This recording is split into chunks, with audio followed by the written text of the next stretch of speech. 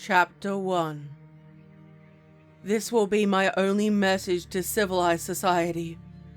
Then I must go into hiding after what has transpired.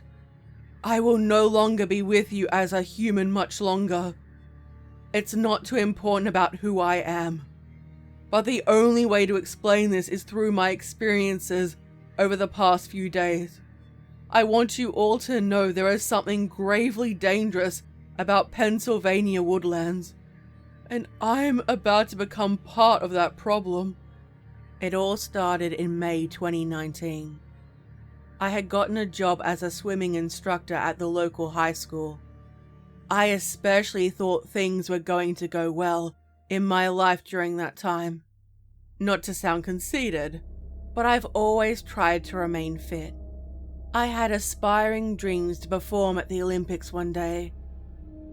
Silly dreams. On this particular day in May, on the 20th, I was in the middle of teaching when one of the teachers, a handsome young man who had only been teaching for about 3 months, approached me with an entourage of my other colleagues. Hey, Christy, we have something to ask you. For the most part, I rarely talked to him. I knew all the other teachers quite well, but they had grown fond of him over the past few months. But I always stayed aloof, mostly because I did find him attractive. But I always worried that spending too much time with him would distract me from achieving my goal. What is it? I asked. Some of the teachers are thinking about having a camp out in the woods. North Apollo is a pretty isolated town, but Laura knows a good camping spot somewhere up in the hills. I lived in North Apollo for quite some years. I was still in middle school when my parents took up residence in this quaint, rather uneventful town that's hidden from the view of the big city of Pittsburgh nearby. But not once did I ever think about going camping out in the woods. I was always afraid of getting attacked by a bear. I haven't ever gone out there, Caleb. Caleb, the guy that I've been harboring a crush on, said. There's no pressure. We're all gonna do it in a sort of, what's it called? He turned towards Laura, who had been silent up until now, and she answered for him. It's a teacher's field trip, as I would say. Summer vacation's about to start anyway, so once it does, we can stay out in the woods for however long we want. I know at least 6 people who are going. Laura was my friend, and I knew she would never lie to me. She hasn't done it up to this point, but I always had slight apprehensions about being in isolated spots in general. I really didn't want to go, even with the familiar faces. But I also feared that I would make a fool of myself in front of my crush. Listen, I tried to think quickly of an excuse. I really didn't want to seem like I was antisocial and blow them off from their offer. They were all staring at me attentively, making this harder for me. I stuttered and hesitated repeatedly before exhaling under my breath. Yeah, I think I can make it, but can someone pick me up from home? I really don't know if I can make the drive there on my own. That would be my first mistake. I felt ashamed, mostly at myself, some resentment towards being asked. And please don't judge me for this, but I have bad anxiety. Going to isolated spots and being out in the woods has been a fear of mine my whole life here, namely clothes and some hygienic material. The thought of not having any of my beauty care products with me was weighing heavily on my mind. It never occurred to me that everyone would see how I look in the morning, and trust me when I say this, it's not pretty. Not long after packing, one of my friends arrived, and we were well on our way to the supposed spot that everyone else was completely aware of. But I was still clueless about where this special campground was supposed to be. We went further down a lonely road, and already my heart was starting to beat faster. Few cars ever passed by, and I knew we were going somewhere that would be well out of the way of the nearest gas station at best. Thankfully, my friend Laura was the one who picked me up, and we had plenty to talk about. She knew about my attraction towards Caleb, and I tried my best to think about where we were going. I didn't want to start complaining, or more accurately, panicking. Oh, don't fret too much. I knew you didn't want to go on this trip, but I figured now would be the best time for you and Caleb to get to know each other. You're 23 years old now, and you should be looking to settle down. Her words weren't really kind, mostly because I still had my dream of going to the Olympics. I'm a firm believer that everyone should do at least one extraordinary pursuit in their life. Even if I wasn't able to win, just the thought alone of being there was enough to keep me working towards that goal. Still, I wondered if I would even be able to handle the pressure of dealing with crowds of people staring at me from all over the world. I'm barely able to remain calm going out into the backwoods. Perhaps this will be a good learning experience. After about a 20-minute drive, we arrived at a small parking lot that was overgrown with grass and weeds all around the edges. I knew we were going somewhere isolated, but I didn't know it was going to be straight up abandoned. Already the second thoughts were starting to creep back up. Let's go! She excitedly jumped out of the car. Grabbing my duffel bag, I saw Laura pull out her large camping bag and throw it onto her back. This told me enough that this wasn't her first time camping before, and judging by its size and the amount of gear on it, either she's more prepared than I was, or she's got veteran status. She dragged me out onto a trail, and already I was starting to look back and think about just hightailing it back to town. The trees grew thick, blocking out much of the sunlight, with only the occasional cracking of a stick nearby that sent me into high alert. When I told Laura about this, she insisted it was only a bird or a squirrel nearby. Although, I don't think she is aware of the fact that there are bears around here.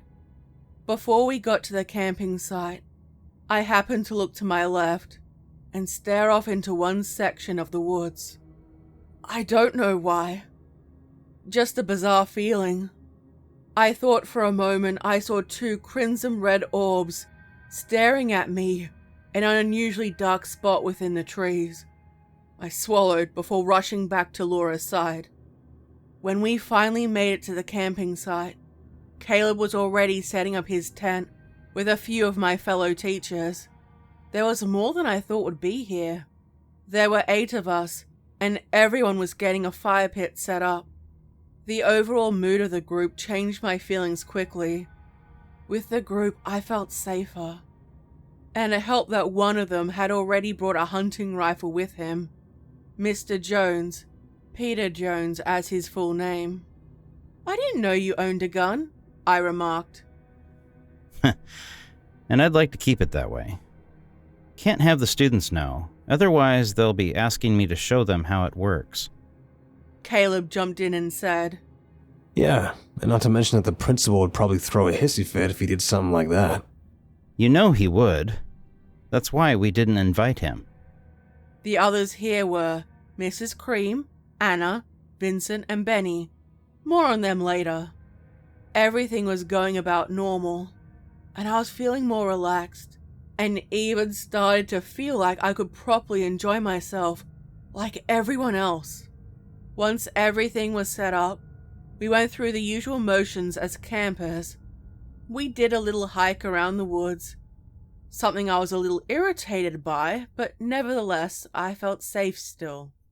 Afterward, when it was already starting to get dark, we headed back to camp and finished putting up our tents, and started making some tea, while Caleb and some of the other guys tried to get a fire going. It was not so good. The wood was still wet, likely from the rain yesterday, and we had to rely on throwing lighter fluid all over it just to keep the flame alive. As we sat around the campfire, I decided to be a little more daring and sit next to Caleb. Now my heart was beating fast again, and I was trying to strike up a conversation with him. Even though I wanted to go to the Olympics, I couldn't stop what my heart wanted. I wanted to go to the Olympics with him there, cheering me on. That's what I daydreamed of happening.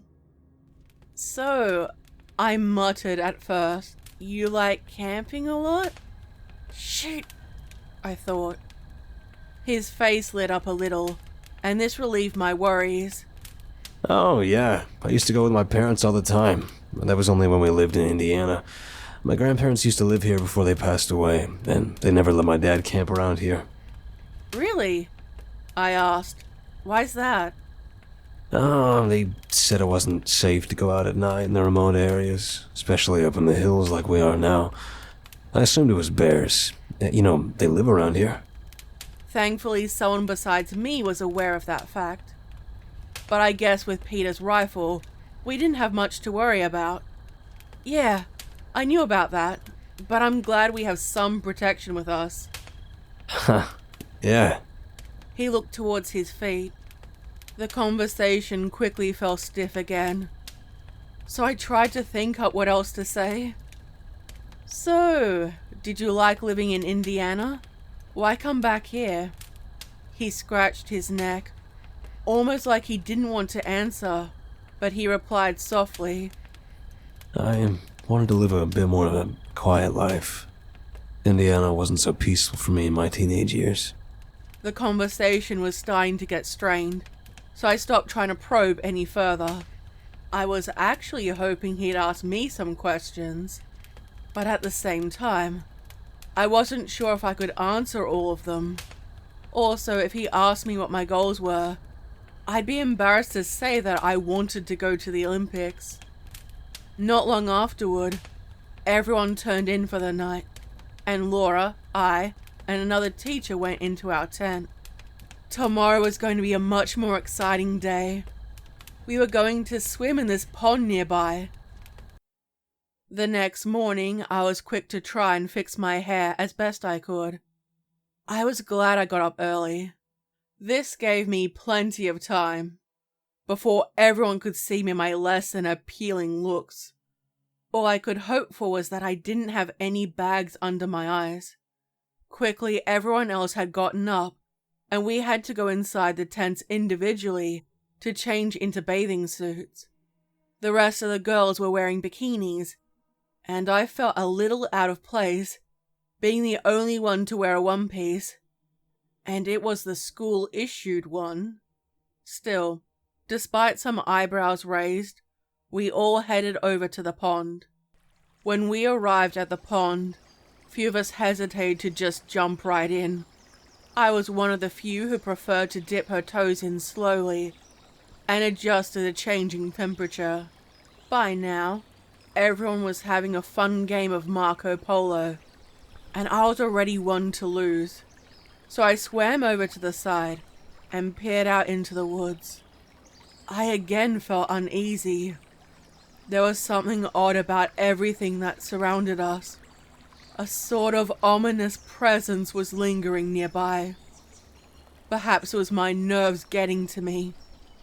Then again, I'm so alert right now and anxious that maybe my mind isn't playing tricks on me.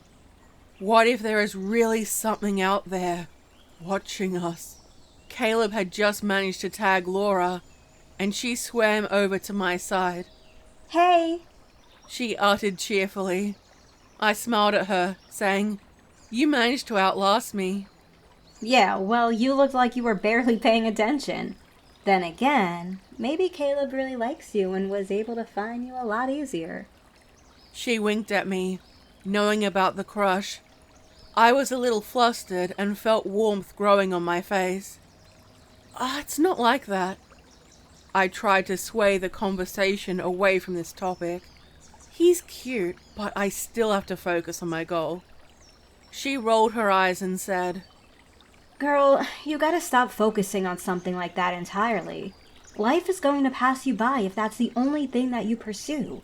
You have 24 hours, 7 days a week, 365 days out of a year. I think you can squeeze in a boyfriend, especially when one particular guy likes you back. I just don't know what to say sometimes. That's called nerves. You see, what I like to do is... I would have kept paying attention to what she said, but I heard the snap of a branch nearby. I looked back at the woods and tried to check around my surroundings. Something was making me uneasy. For a brief moment, I looked up and saw somewhere between some pine trees and an oak tree a dark shade. There were 2 red orbs in the center of what looked almost like a head. But as soon as our eyes locked, they fell back into the leaves and disappeared from sight. You see that? Laura stopped what she was saying and looked around. See what? It looks like a man or something. I could have sworn it had wings for a second. She turned back to face me and raised her eyebrows with a smirk on her face. Now you're imagining an angel to come and rescue you from the dangerous woods? You must be in love. I hated what she wasn't taking what I said seriously. But then again, it was gone before she could see it. So perhaps I should give it a rest for now. There's not much else I can do other than wait for whatever the next party game is going to be. But I was still nervous. Something about all this was not an ideal situation. I could feel something watching me at every turn. Chapter 2. We were now approaching our second night.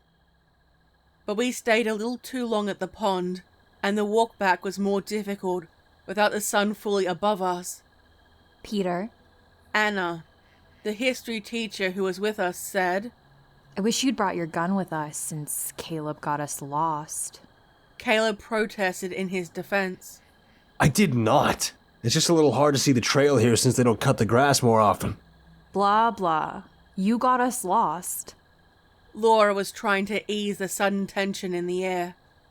I regret to say I was more silent on the matter. My anxiety had kept me on such high alert for so long that now I was starting to feel drained. But as we were pushing forward, I still felt that odd sensation.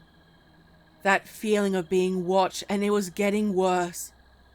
Although there was still a dark blue hue in the sky, it wouldn't be long until it was totally black, and we would not be able to see more than a few feet ahead of us.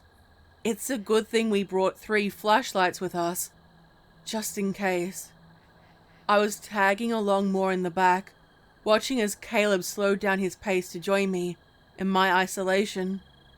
Well, I'm in trouble. He muttered. I quickly tried to act natural. Oh, don't take it too personally. I'm sure there's a town nearby, even if we are a little lost. There's still civilization somewhere around here. Yeah, but I don't know.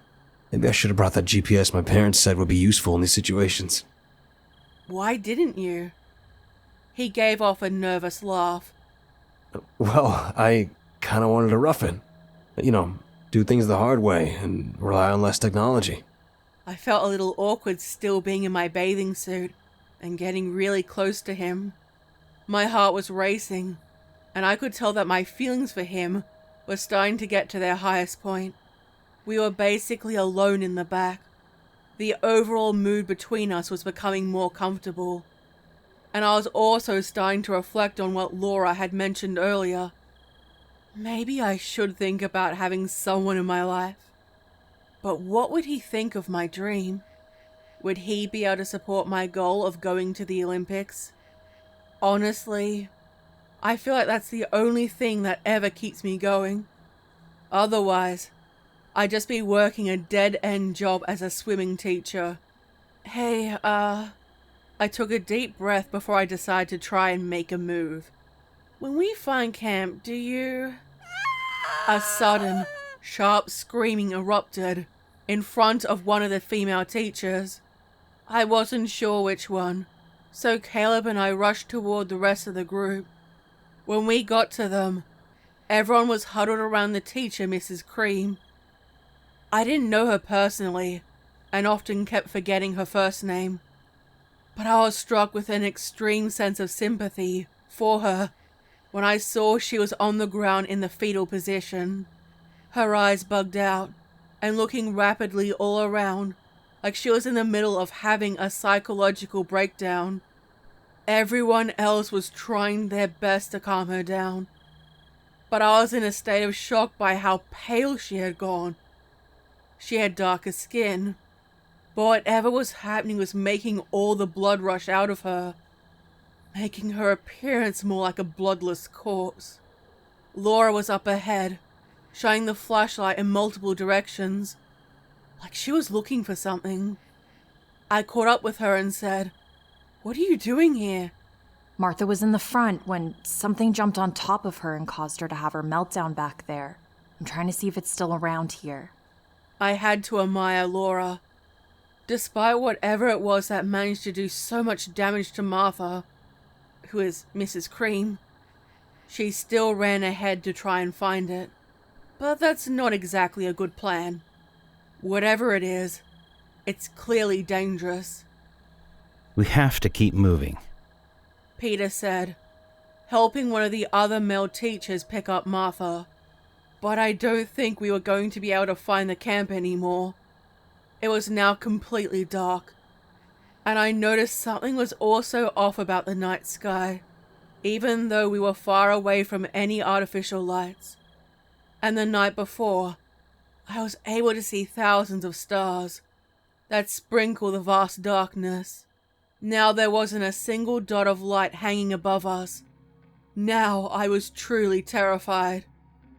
Carrying Martha had definitely slowed us down. None of us had our cell phones except for Laura and Caleb, but there wasn't a single bar. I realized we had taken the wrong turn when we stumbled on an old, run-down trailer home in the middle of the woods. It looked like it had been lifted up by a tornado and then dropped. "We should hide in there," Benne Moores, the chemistry teacher, said. We pretty much had a plan in place for what we were going to do. We would hunker down for the night, wait for the sun to come back up, and then have another go at the trails. It was the only plan we had, and we had to get to daylight hours fast. Martha's not getting any better. The inside was a whole ecosystem. Plants grew everywhere, making it difficult for us to figure out a space to lay Martha down.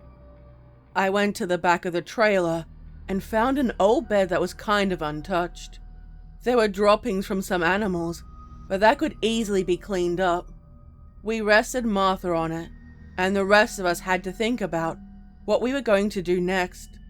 Maybe one of us should go out and try to find help. Vincent Smith suggested, but we all called him Mr. Smith. I don't know if whatever it was that attacked Martha is still around. It could go after us too if we're not too isolated from one another. Caleb said. That was a scary thought. Nobody in the group even wanted to acknowledge that they would be next if they attempted to leave. At this point, it was safest to stay inside the trailer and wait for the daytime to save us. But we were tired too. When you have a bunch of overworked, stressed out teachers camped inside a decaying, boring trailer with nothing to do, sleep can easily overtake you. We didn't know what to talk about because we were more concerned about what was outside, but even that wasn't enough to keep us all awake. You start rationalizing, telling yourself, just a little rest. I won't fall asleep. I don't know if I was the first one to pass out, but I do know I was out cold, like everyone else had become, because what happened next still sends shivers down my spine. A sudden screeching pierced from inside, stirring everyone. I looked around, unable to see anything because I didn't have a flashlight. Two of them came to life and were frantically looking around in confusion. I believe Caleb had his, and the other one was from Vincent. We were all camped inside the living room and kitchen part of the trailer. Everyone seemed to be alright, but that's when we realized that the screaming had to have come from the bedroom. Vincent and Peter were the first ones to rush over, the rest of us still trying to wake up the rest of our bodies. When we did get to the bedroom, both Vincent and Peter came rushing out, Peter being the first one to bend over and start vomiting. Vincent, on the other hand, without any rational thinking, ran to the door and bolted out into the woods before any of us could get a word out. There was just so much going on, and we were still trying to process it. Caleb and Anna were the next to go in, as Laura, Benne, and I hesitated. Caleb was quick to return. His face was so white that he looked like his soul had just left his body. I inquired, "What happened? What happened to Martha?" He said nothing, and almost looked like he was about to join Peter in vomiting himself. Anna had not returned yet. I swallowed and took a few steps in. I can't say I know what happened in my head when I saw the horrific display of what had happened to Martha while we were all sleeping. Her body had quite literally exploded outwards, with mushrooms growing all over her. Her eyes were lifeless, and we weren't sure how to comprehend how this was possible. People's bodies don't just explode.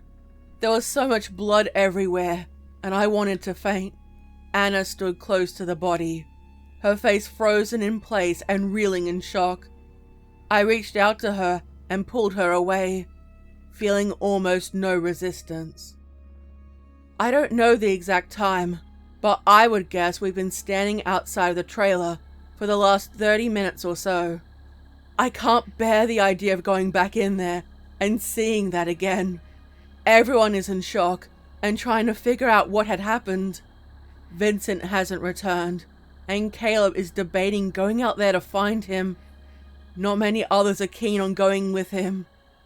There's a striking sense of malevolence that surrounds us in our open patch. The sun is still not risen yet, and everyone is unwilling to venture out into the evil woods.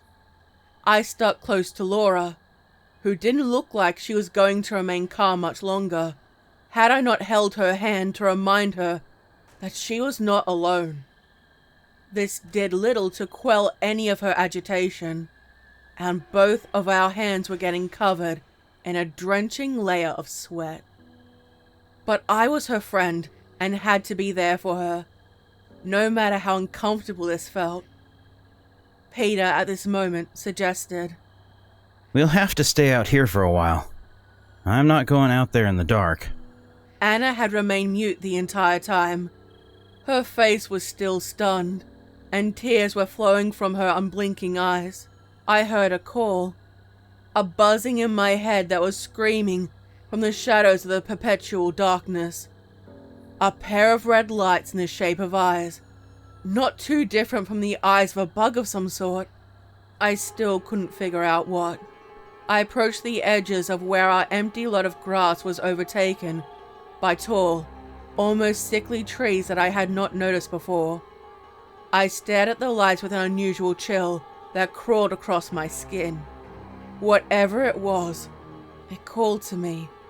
It was in my head, and whispering an unfathomable language. Every sound that it was speaking in my mind were words incompatible with human dialect. Yet, I was beginning to understand to some degree. Christine! Caleb called out to me. Snapping out of my entrancement, I turned back to the group and briefly looked back to see that the red lights had disappeared. We still had to wait to go back out and try to find our campsite. Benne suggested that we abandon the campsite altogether and try to find our cars. Caleb said that the campsite would be a lot closer than the remote parking lot that we had picked. Plus, Peter's gun was there, and he wanted to limit our time being vulnerable to whatever it was that was hunting us. Honestly, I couldn't tell you whose plan was better. Peter seemed to side with Benny's plan, despite him losing his gun, and stating it would be better for them to try and make a run for the cars and get out of there as soon as possible. But Caleb didn't want to be undefended and thought it would be better to get some protection along the way. Anna still said nothing, but Laura was able to jump in and side with Caleb. Now it was up for me to break the tie. I thought long and hard about what would be the better scenario. I guess at the time, being sleep deprived, scared out of my mind, and my bias to Caleb, I took a deep breath and said that we should go with his plan. Benne and Peter weren't happy with me, so there was a sudden air of tension that was hanging over us. This whole situation was decaying faster than expected. But as the night wore on, we were all losing our nerves. Sticks kept snapping far out from us, and we kept a hopeful thought that maybe Vincent was still alive. But from the brush, a man stepped out. It looked like Vincent, but a series of twisted, worm-like tentacles were flailing around from a hole in his stomach, and his skin had gone deathly pale.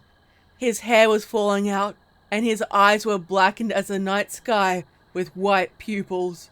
Caleb took the lead to put himself in front of us, and the morbid transformation that used to be our friend. Vincent, what happened to you, man? His voice shook. Vincent replied in a strained voice. I got caught by it. He stumbled around for a few moments before dropping. Everyone was a little hesitant to approach, but Caleb was the first one to come to his aid. He held Vincent's head up and asked, What happened? Vincent's breathing was growing in speed, and he had this look in his eyes, like he was about to pass through death very soon. It caught me in the woods. He coughed. I thought I could fight it, but it stabbed me with something. I quickly turned into this. With his last words out of his mouth, he took a few more deep breaths and stopped moving abruptly. His eyes stared up, and a hollow, deathly breath escaped his lips. We stood there, not sure what else it was that we were supposed to do. Laura had broken into crying, and everyone in the group was losing hope. But it only got worse when a terrible screeching sound flew over our heads. And I saw the source of the sound from what little light I was able to get from the moon. It was black and had 4 wings that looked bat-like, but also mixed with an insect, like a butterfly or a moth, and those 2 blazingly red eyes stared at me. With no time to react, it came down fast and immediately bumped into me. I felt a piercing pain in my right thigh. It felt like I had been stabbed. The guys were trying to wave their hands in the air to get it to fly away, but it swooped down fast again and quickly made everyone, except for Anna, duck. Peter shouted at her to get down, but she remained in her catatonic state.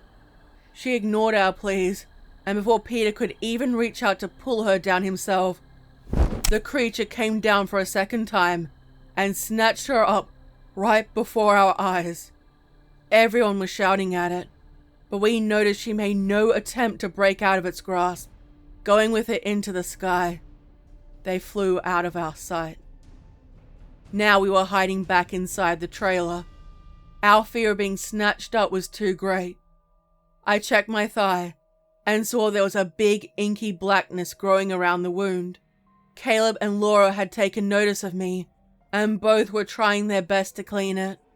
I felt a little uncomfortable having Caleb so close to my body, but considering my injury, I don't think I could complain. She's going to turn. Benne muttered grimly. Shut up, Ben. Caleb reprimanded.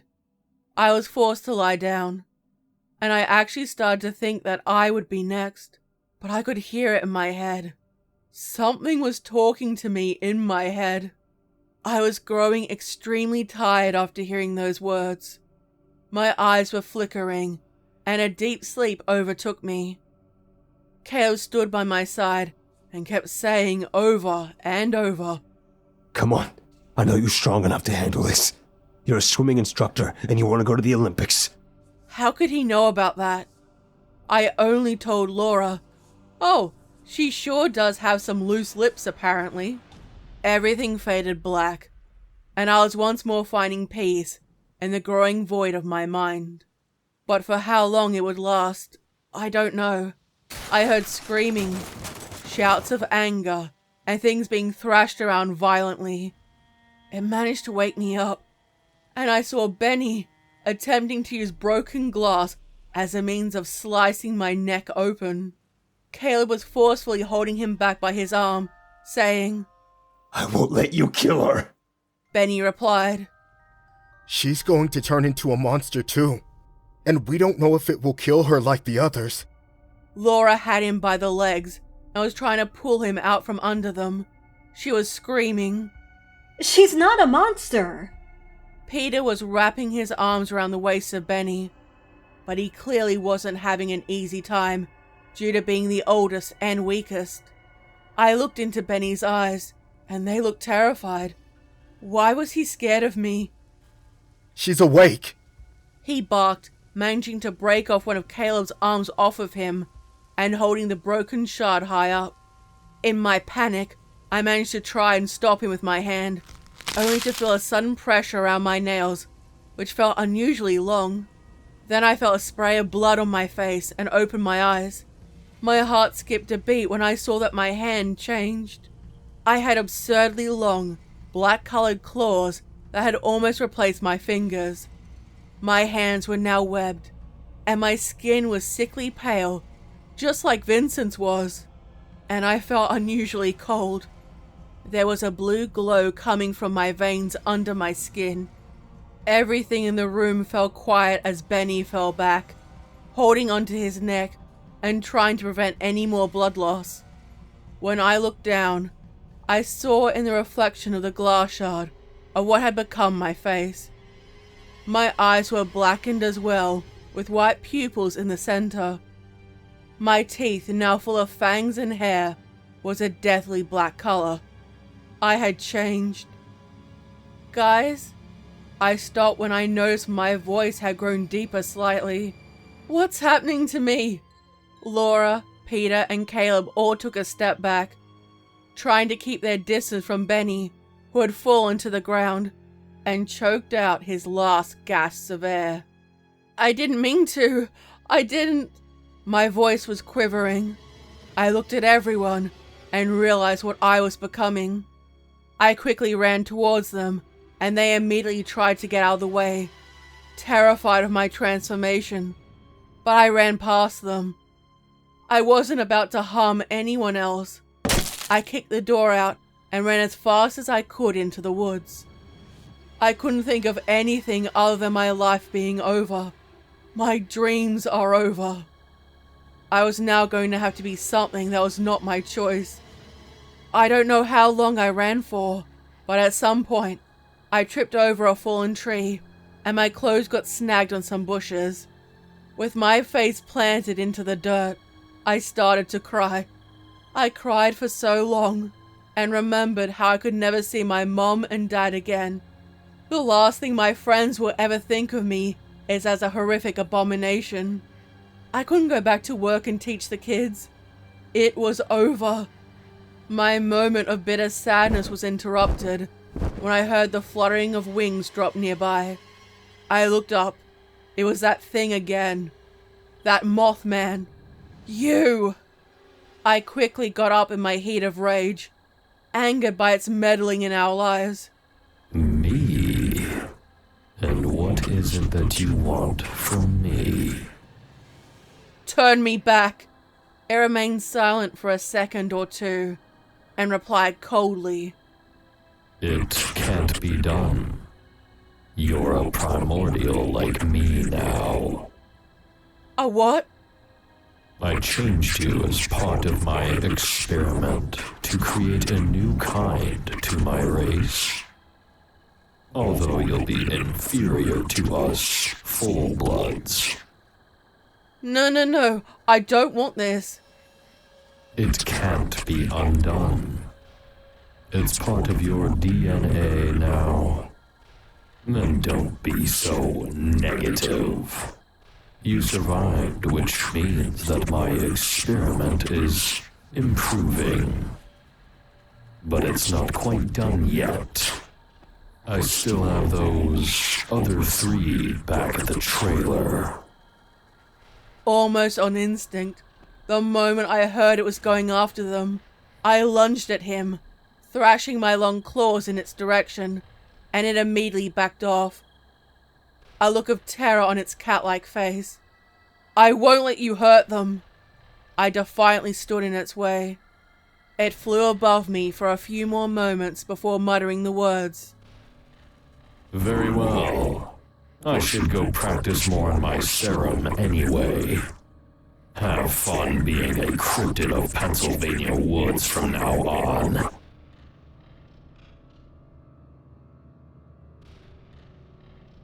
I hope you enjoy this story. What did you think of it? Let me know what you thought in the comments section down below. Don't forget to stab the like button, subscribe, hit the bell and leave a comment. This video is made with the support of my incredible channel members, Patreon subscribers, and all my viewers. Thank you so much for supporting me. Don't forget to check out my social media accounts below, including my merch. Stay safe, my little spooklings. And remember, I'll be watching you.